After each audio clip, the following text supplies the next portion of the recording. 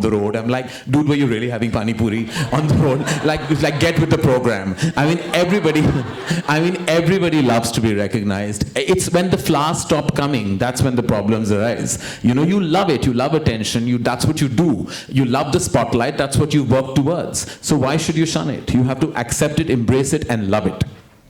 Are there celebrities who necessarily didn't want to come on to Koffee? I know we weren't really going to talk about Koffee with Karan, but were there particular celebrities who there were, like, initially I think Amir had some reservations about coming. He was like, it's not. But finally, because they're friends of mine, I told them, I said, like, it's an easy conversational show. Everyone has come. I think most of the movie actors. See, there are 50 interesting people in the world, in the Bollywood world.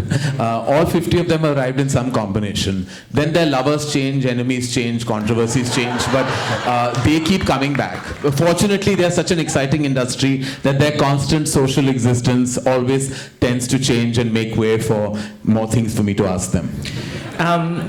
Do people in the industry there feel like it's a thriving industry, it's growing all the time and things like that, and things are changing in a way that, you know, is sort of pleasing to see, or in terms of the types of films that are being made and things like that? I think there's definitely the product flow has reduced in terms of numbers. That's because there's more of a focus on quality and trying to do something different. I think the audience definitely is not giving their thumbs up to everything that has been there, done that, random, overtly in your face mainstream. I think, you know, this year, like there was like Piku, a film like that, or a film like Talwar, Bajrangi Bhaijaan, which was Salman's best film. So many of the good films really made big money, and I think that's a heartening and encouraging sign. Did Piku make good money? Piku made a lot of money, considering its budget and type of genre it was. It went on to get so much of the country's love, and it was wonderful to see people come in hordes to see a film that had such a tiny, wonderful thought. I mean, who would think that a genius team would write about a man with constipation, and that would be the most emotional experience. Like, I was weeping for his constipation. I mean, eventually. I mean, you know, and to pull that off with genius is genius.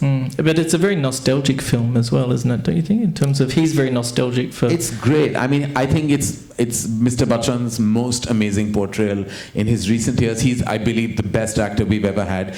But his portrayal of that man, the vulnerability he brought, and his passion as a movie star today. I mean, he's 73 years old, and I've never known someone more passionate. I mean, I wish I could have 1/10 of his passion at that age. I mean, it would really complete my existence as a filmmaker. How many films would he make a year? Like, how many would he be working on? I think he's always has about 2 to 3 releases on a minimum level. And obviously there are people that you like to go back to work with, but are there any people that you want to work with in the future who are coming up and things like that? Or? Coming up, though, there are lots of them. But I mean, I have so many dreams. I'd love to work with Amir. Love to work with Sri Devi. I'd love to work with Madhuri. You know, I haven't worked with them. You know, Amir is somebody that I'm really excited to work with because I think he really was a game changer actor. I believe that his choices really changed the way we look at Indian cinema.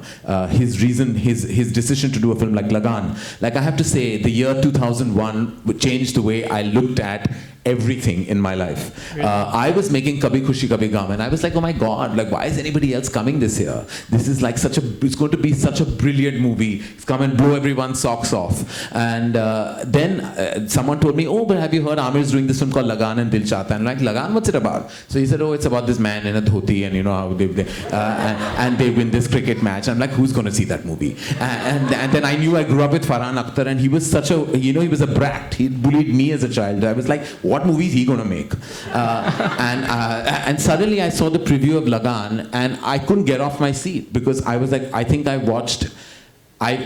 believe I have watched one of those movies that will be in those books, 100 best films of Hindi cinema, like those archived value films. It blew my mind. Then I went to see Dil Chahta Hai, and that was what, according to me, was cool. It redefined what cool was in contemporary Hindi cinema.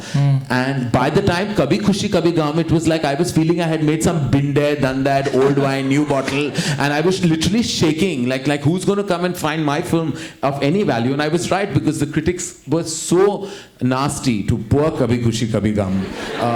And I was so upset because Lagan was like so amazing. Dil Chahta Hai was so contemporary, and here I was making this overtly melodramatic saga about like people meeting each other after years and weeping in malls. And I was like, this is really not going to be like revered the way. I'm glad that it was eventually, that it found its bearings, because it was really from my heart. Like I'd really made it with a lot of heart, but it wasn't as brilliant as Lagan. It wasn't as contemporary as Dil Chahta Hai. I saw it with friends in the cinema in Kanpur, and they said at the end, "Dusri shaadi nahi dikhai." You should have shown that as well. So a lot of people did actually enjoy it. I mean, I enjoyed it at the time. But Kabhi Khushi, it was 3 hours and 37 minutes. It was like, I remember when we showed it at Cannes at the market screening, they actually broke interval, which people in Cannes are not used to. So there was a lady who walked on, she's saying, such a dark movie, so sad. So and how it ended, I said, no, it's not ended, there's 1 hour 45 minutes left. So she was like, what? I was like, yeah, the other brother has to come and do 3 more songs and try to bring the family together. She was like, she thought it was the most brilliant dark experience. Can you imagine someone thought Kabhi Khushi Kabhie Gham was dark and serious? Little did she know. So, semi-serious question. What aspect of filmmaking do you enjoy the most in terms of, is it directing or producing, or is it screenplay writing? Or No, it's definitely being on set, directing actors, seeing your scenes unfold, executing your vision. I don't think nothing beats that experience. You feel like you're God when you're a filmmaker. You can do what you want.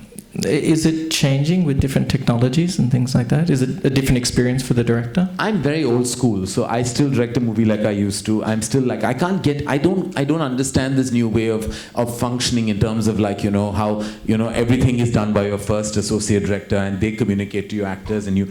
To me, I need to be hands-on. So I direct a movie like I did in 1998 in Kuch Kuch Hota Hai. What I did then is what I do today. Because I absolutely love the energy that you create with your actors, the moment that you create and leave behind on celluloid. That for me there's no better experience. Like I feel blessed that I'm a filmmaker. Again, I have some serious questions, but do they Don't apologize for being serious. I know.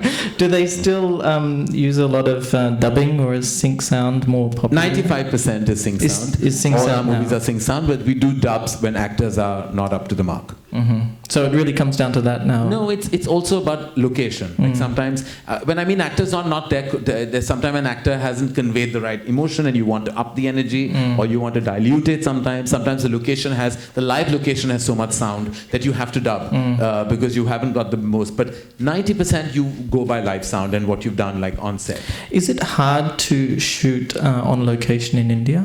Yes. Ironically, it is not the easiest for various logistic reasons, and we have such a vast, beautiful country that every time you see certain filmmakers who've captured the essence of our country beautifully. You always say like, why do we need to go anywhere else to show that beauty? I shouldn't be speaking, but I'm saying I've been criticized enough for shooting outside of the country. But I do believe that there are sometimes logistic and infrastructure issues, but nothing that can't be combated. And I think that more and more films in the recent past, if you've noticed, have been actually shooting in the tremendous canvas of our country and doing a great job.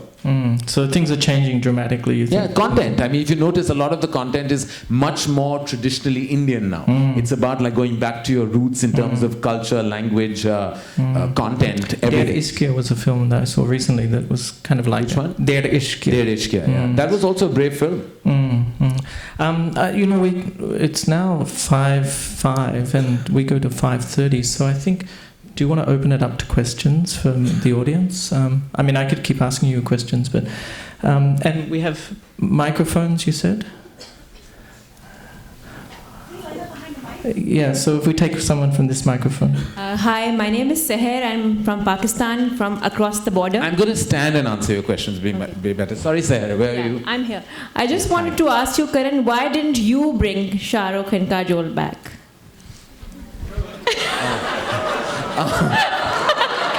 Okay.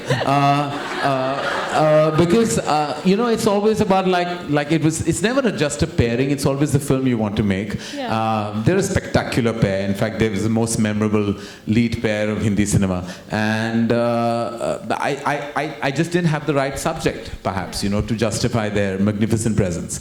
I wish I had, because working with them has been. I worked on 3 beautiful experiences. Kuch Kuch Hota Hai, Kabhi Khushi Kabhie Gham, and My Name is Khan, and I've enjoyed every moment of those filming moments. But who knows? Yeah. I would love to work with them. We are waiting for that, because what you do to them, nobody else can.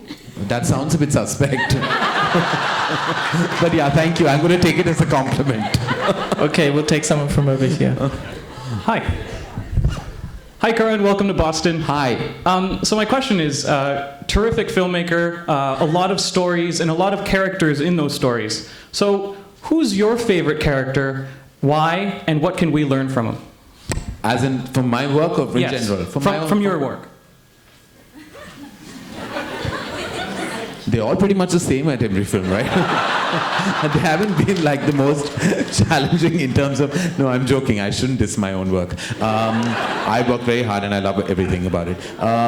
My own favorite character, well, I have to say that I won't speak for my own work, because I think that would be presumptuous of me to believe that any character of mine has resonated deeper than they must have. But I would say that Indian cinema has left behind humongously beautiful characters, be it from the iconic, I would say, the iconic, the way Raj Kapoor projected his characters in his younger days, as we played the vulnerable Raju, to Sanjay Datta's Munna Bhai, to whether it was Gabbar, it was so many, Amir Khan as Rancho, then the eternal lover in Raj and Rahul with Shah Rukh. I mean, literally I meet girls all the time who went on God knows how many Eurostar trains to find that perfect Raj, and they got dumped with whoever they got dumped with. They found people on those trips, but clearly they weren't Shah Rukh Khan from that era of love and romance in Hindi cinema. I think we sell dreams like no one else does, and we set up characters, and they're always aspirational. So there's so many in Hindi